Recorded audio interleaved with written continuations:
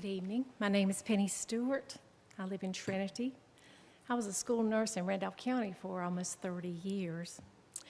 And I support our present Board of Trustees, our Library Board of Trustees. They made a fair decision based on their bylaws. As a nurse, I know that you have to follow your laws and you have to follow your protocols. And I feel like this is what they did, and they shouldn't be shamed for that. They should be congratulated for doing the right thing. Believe me, in my experience as a school nurse, our school-age children are exposed to much more influential negative media than library books.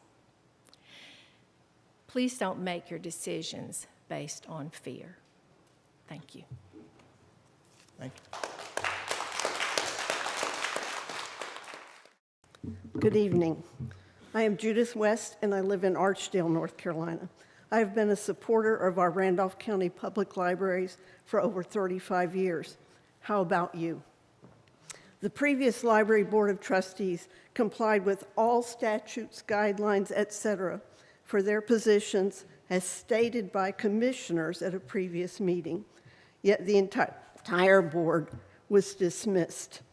It seems that when you don't like the decisions of the well-educated, experienced members of the board, you ignore official, legally established regulations. Now there's a question I would like each of you to answer.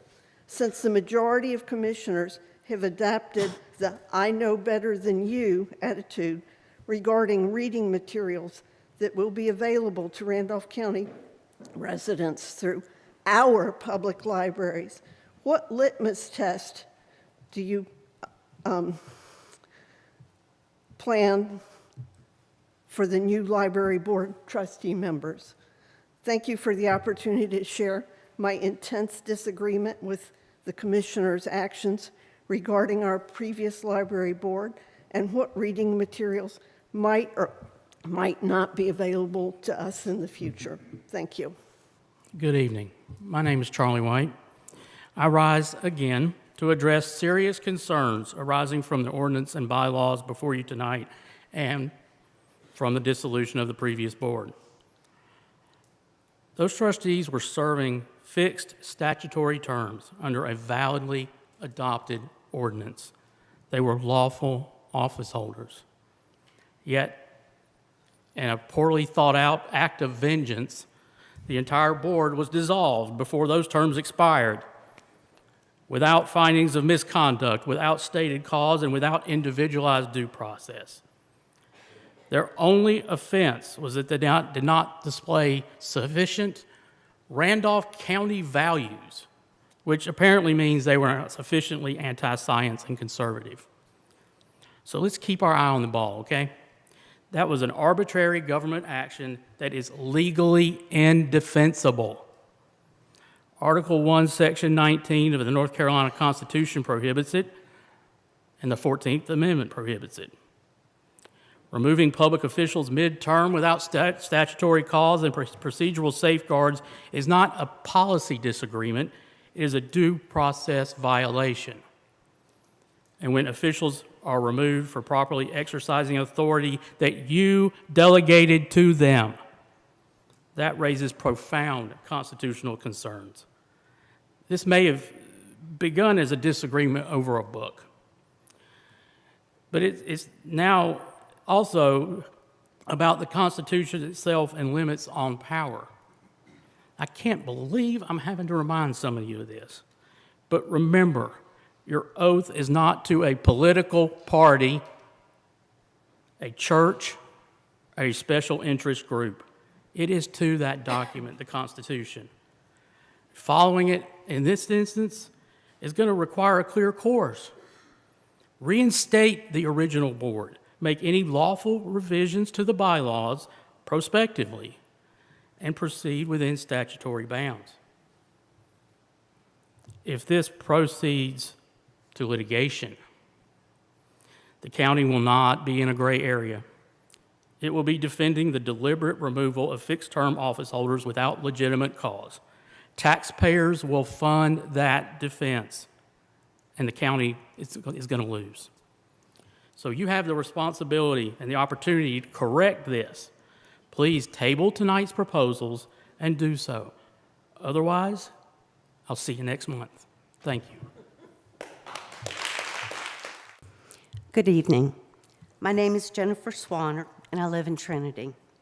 I'm here tonight in protest of the county commissioners who voted to abolish the Library Board of Trustees, even though the current official bylaws governing the board stipulate that only the trustees themselves can terminate the board by unanimous vote.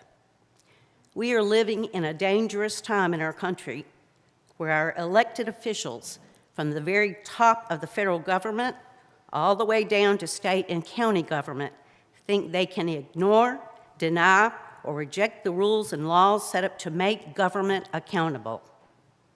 We must resist the actions of any governing board or body who thinks that they can unilaterally erase or change the rules for their own agenda. This is wrong. The Library Board of Trustees did their job appropriately and should be reinstated. Thank you. Good evening. My name is Susie Scott, and I'm here to speak regarding the library and the proposed ordinance and bylaws. I'm concerned that the new bylaws do not require that future trustees be familiar with the standards for North Carolina libraries. I'm also concerned that they will open the door to a flood of book challenges. When we restrict access to books about certain groups, we're casting those kids and their families out of our community. We're isolating them, judging them, telling them that they don't belong, that they are somehow less than the rest of us. That's wrong. This is a technique used by bullies and has no place in government.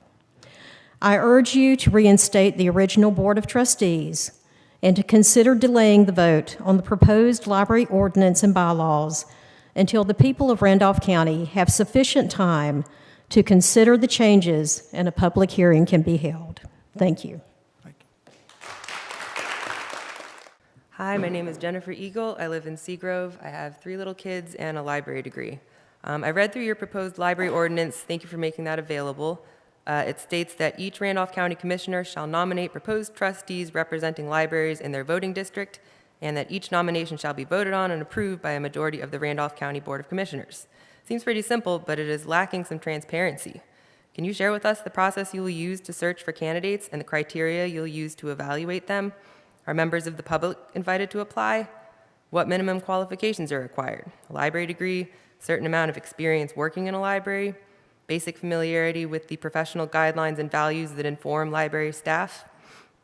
And given that the previous trustees were qualified for their positions and were acknowledged to have fulfilled their duties in every way according to library policy, I would like to know what specifically will make your nominees even better candidates to serve on the board. In what ways will they each contribute a measurable and significant improvement to the functioning of the board? Because if they don't, I don't see how these changes could be justified. It wouldn't make sense to go through all this just to replace the former trustees with new ones who are less experienced and less qualified, or even equally experienced and qualified. In your reconsideration policy, I was surprised to find that the library board remains the final authority on all decisions concerning challenged material. I was surprised because of what happened after the last board followed the exact procedure you've laid out here, in which they consider an appeal and vote on the final resolution. Aren't you concerned that the new board may make the same mistake of using this policy to guide their decisions on future book challenges? What it comes down to is this. We were told that policies would be changed and the board would be replaced because their vote did not reflect what you described as the values of Randolph County. Well, you haven't actually changed anything about the reconsideration policy as it concerns the trustees. So really, the only difference now, the only factor that might prevent us from repeating this whole ordeal anytime you don't approve of the board's decision, is the amount of control that you will be able to exert over the trustees by personally selecting a very small pool of candidates and then voting on them yourselves, 3 votes being required to approve a nominee. So where are the checks and balances? Where's the community input on this entirely new slate of trustees that will govern our usage of the public library? And how much influence do you, as commissioners, need to have over this final authority and the decisions they make before you're satisfied? Some might say that the public has already spoken on this issue by electing the current set of commissioners. And I would respond that perhaps these sudden and drastic changes to our libraries and the board could not reasonably have been anticipated by voters. I'd imagine that many would probably say they value personal liberty and prefer a small government approach to politics. Well, we've got a pretty small one. It seems like it's only about 3 people. And yet, somehow, there's no room left for anyone else. Thank you. Thank you.